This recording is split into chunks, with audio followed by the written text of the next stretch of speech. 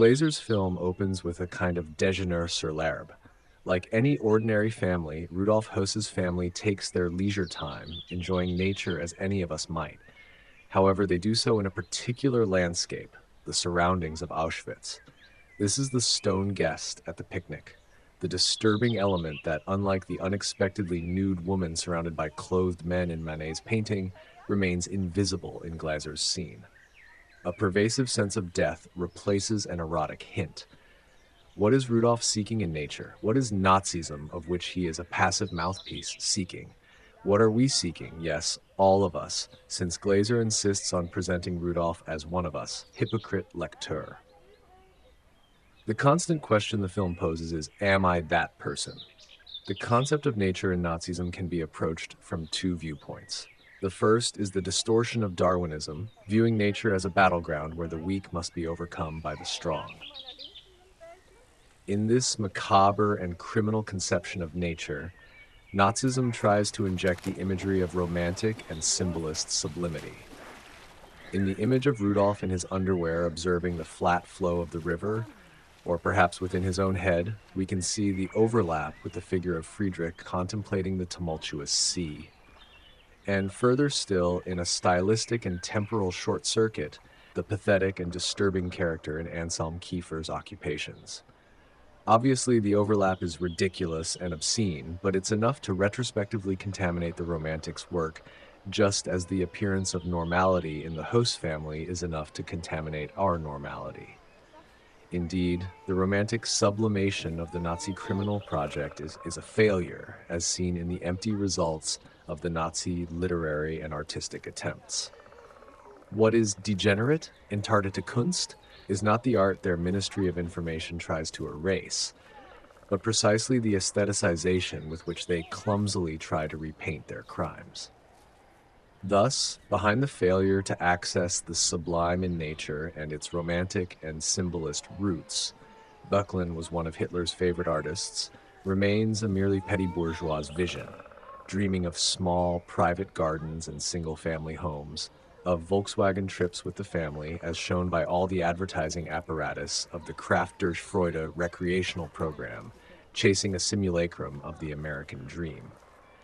When Glazer's film finally shows the family returning home and walking through a peaceful grove, the scene recalls another from the Russian film Come and See, where a young Russian survivor tries to escape genocidal troops by hiding in the forest and accidentally steps on a nest. Nature is stained, even in the victim's eyes, as Primo Levi explains well. Only this stain is not visible in Glazer's film. There is no corpse staring back at the viewer like the woman deprived of her clothes in Manet's Déjeuner sur l'herbe. Glazer's choice is to make this stain, rather than visible, audible. Thus, in the Nazi Déjeuner sur l'herbe, something is wrong. The landscape so tainted by massacre and death can no longer be natural and cathartic as in the Romantic imagination, and thus the Nazi nature is only a simulacrum, a weak screen trying awkwardly to disguise oppression and murder. Some artists have seen this possible contradiction between landscape as a simulation of nature and societal degradation. Some have seen in this scenographic montage of nature on the backdrop of a dysfunctional society, a field strewn with what seem to be human remains. Among these artists are William Kentridge with his work on the South African landscape, and again Anselm Kiefer.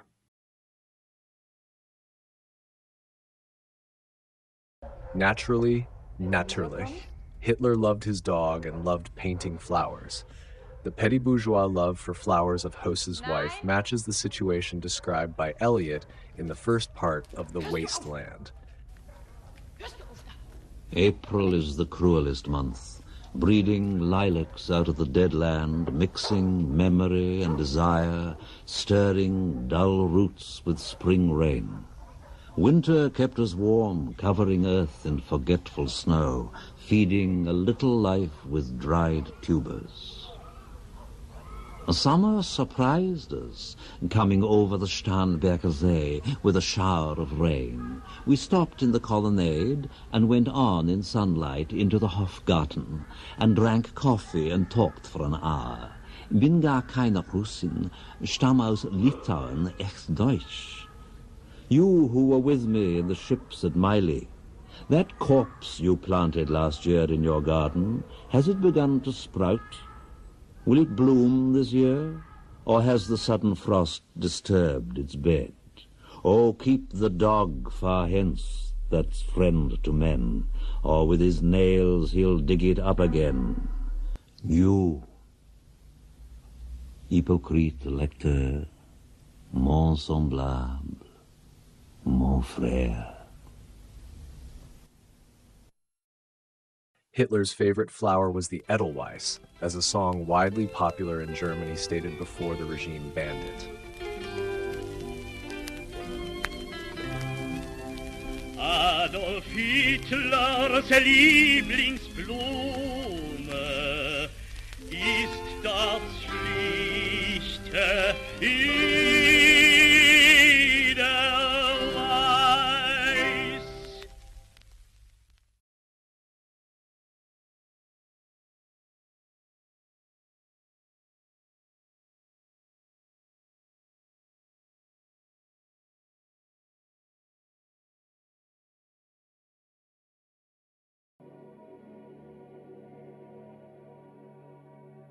In Greek tragedy, violent events were placed off stage and not shown directly to the audience. This is obviously no longer the case in our culture, where our gaze is inundated with primary scenes of various degrees of pornography and violence. However, in the debate about the Holocaust, the serious problem of the event's representability remains. Glazer chooses to provide the viewer with indicators of trauma purely through sound. Nothing violent appears on stage, we only hear something. At the beginning of the film, for 3 long minutes, the screen is completely black. In 1952, with the intention of decreeing the death of cinema, Guy Debord created a film titled Hurlements en faveur de Sade, consisting only of alternating completely white and completely black screens, guttural sounds, voices, and silences. Article 488. La majorité est fixée à 21 ans accomplis. À cet âge, on est capable de tous les actes de la vie civile.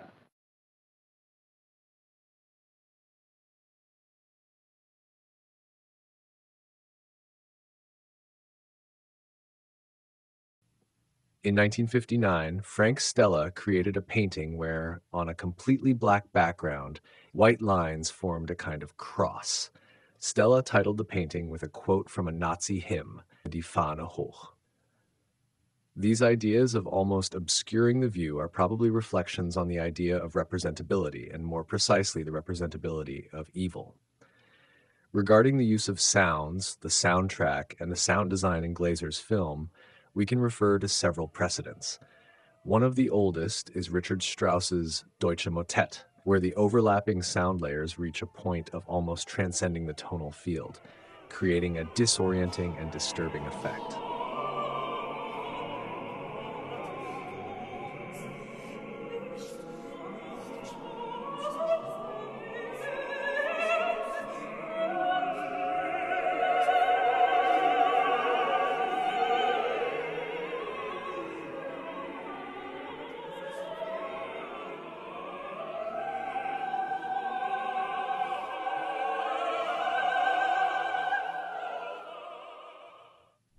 Coming to post-war music, there are some noteworthy influences. In Lux Aeterna by György Ligeti, a mass of musical texture is presented, made of a high number of individual parts which cannot be distinguished as such. Range, rhythm, dynamics, and intervals for each part are not meant to be heard as such, but rather as part of the overall design.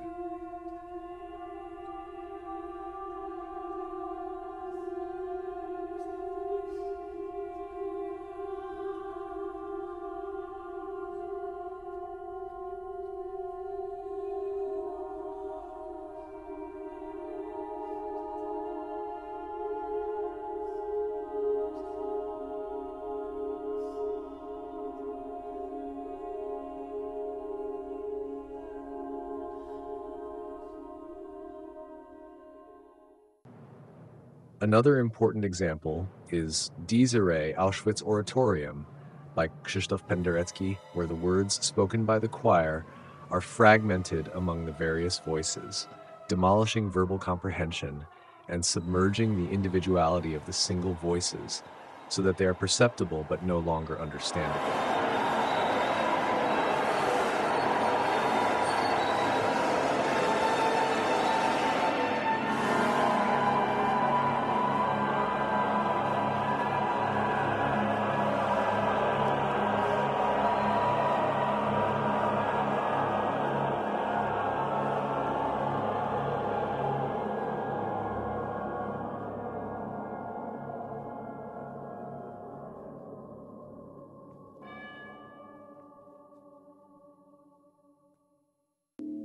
A particularly interesting experiment is by Alvin Luchier, where the repeated re-recording of a voice's sound leads to the degradation of the sound itself due to the characteristics of the medium, a magnetic tape.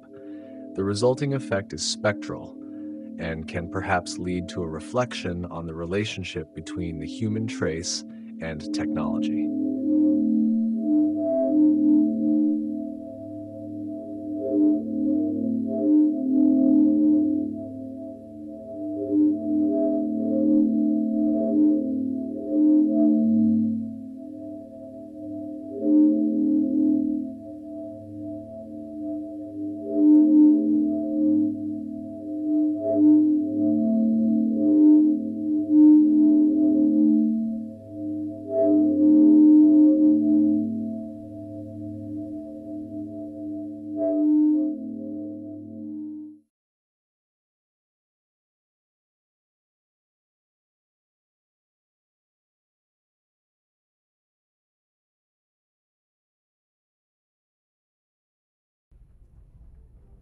Like all dictatorships, Nazism possesses a rhetoric dedicated to women as bearers of the maternal function, producing cannon fodder and eugenically certified products to be protected from the threat of Jewish contamination. Once again, if the imaginary matrix to which Nazism refers can be traced back to the work of romantic artists like Philipp Otto Runge, the result of this recuperation is one of desolate banality, as we see from this artistic attempt by Hitler. To provide perspective on the film within Glazer's body of work, it is very interesting to observe a common feature in two of his previous films: the centrality of female characters. In his 2004 film Birth, Glazer presents us with an adult woman, played by Nicole Kidman, who becomes involved in a perversely Oedipal game. In this film, the director seems to show a desire to undermine the maternal figure, to bring her to a different level, and to depict her in a sort of incestuous scene that transgresses the roles of the primary Oedipal scene.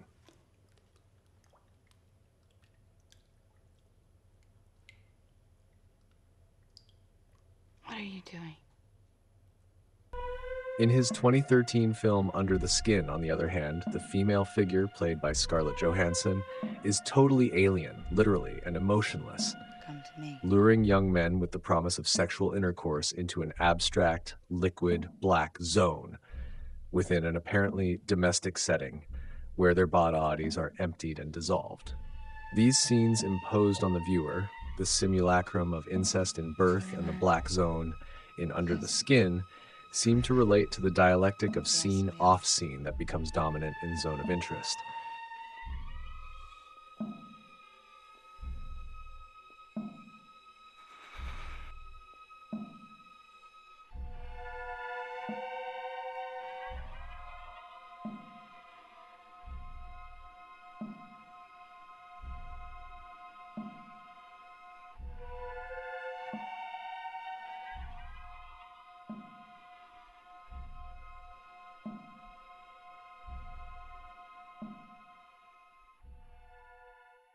What is forced into representability in the previous films is excluded in Zone of Interest, with the exception of auditory data and faint visual signals. However, the effect is no less disturbing since, as we know, ears have no eyelids. The representation of the feminine in these three films, the woman seduced by the child, the alien seducing random men to empty their bodies, the mother of the Auschwitz commandant's children who refuses to leave the comfortable house next to the camp, is peculiar in its deformation and negativity, and probably represents a unifying theme in Glazer's work. Schau mal, man muss sich doch hier rausgraben. Das weißt du ganz genau.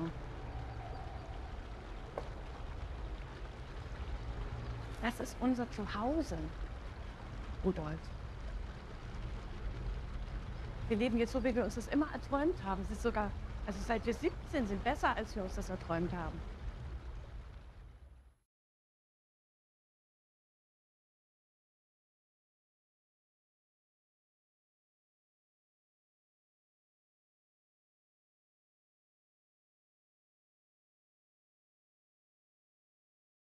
The optical device implemented by Glazer in Zone of Interest seems to evoke, on one hand, an effect of objective reality, with camera positioning and lens use similar to that of reality shows, and on the other hand, it seems to propose to the viewer a temporal distance from the object of vision through the use of color filters that recall the color palettes of films available in the 1940s.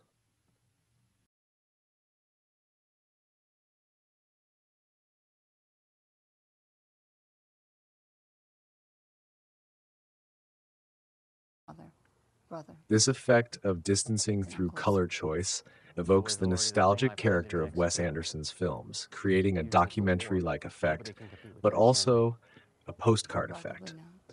The emotional understatement of Wes Anderson's characters here takes on a much more disturbing connotation in relation to the theme addressed. I think I see how I see us. Hmm? I mean, I think I know now what I realize we are. Okay. Two catastrophically wounded people who don't express the depths of their pain because we don't want to. That's our connection. Do you agree? Uh-huh. Let's change the subject, shall we? But a similar effect of understatement, of chromatic emotional desaturation, can be seen in Roy Andersson's film World of Glory, light, which I believe to be a primary influence on Glazer's film.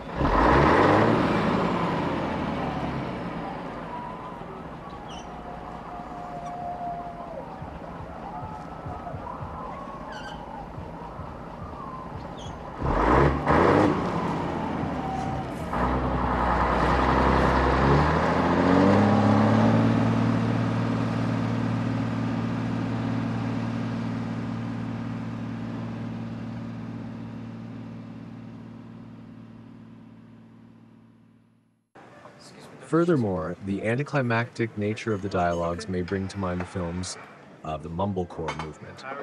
In a film like Andrew Bujalski's Computer Chess, 2013, Mumblecore dialogue is combined with nostalgic mediality through the use of analog cameras for the filming.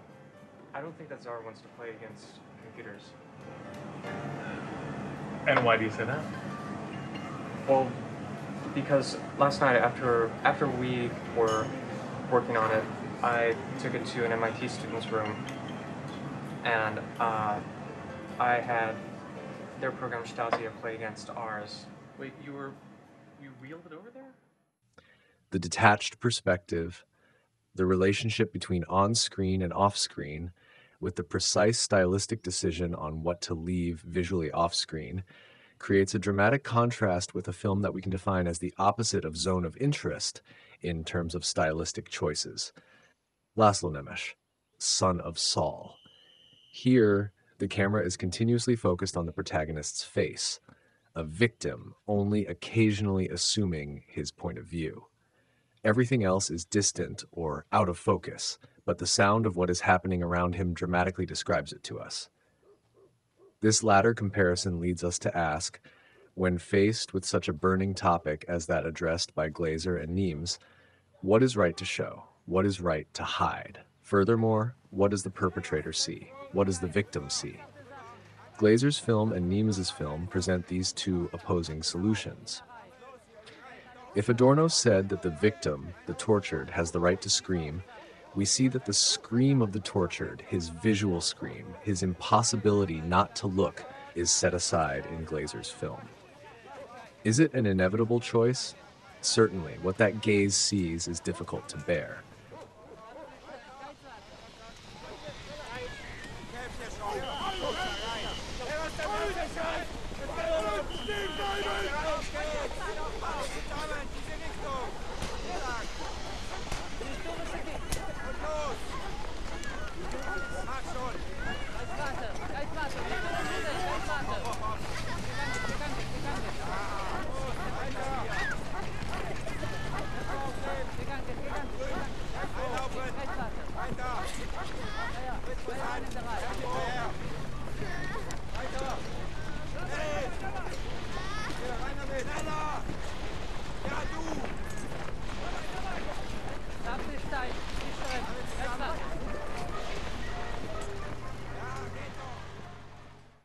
We have here a painting by Felix Nussbaum that can tell us something about the anguish of being on the edge of the precipice. We have 4 images clandestinely taken by a member of a Sonderkommando that have been analyzed by George Didi Huberman in his book, Images in Spite of All. The fact that Höss and his family are so similar to us, what does it mean? Does it mean that we are all equal and that perpetrator and victim are equivalent? This is the potential risk of taking the perpetrator's point of view.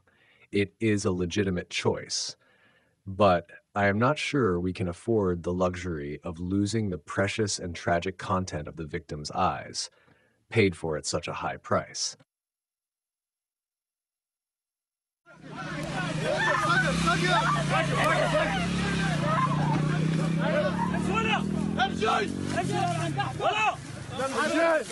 امشي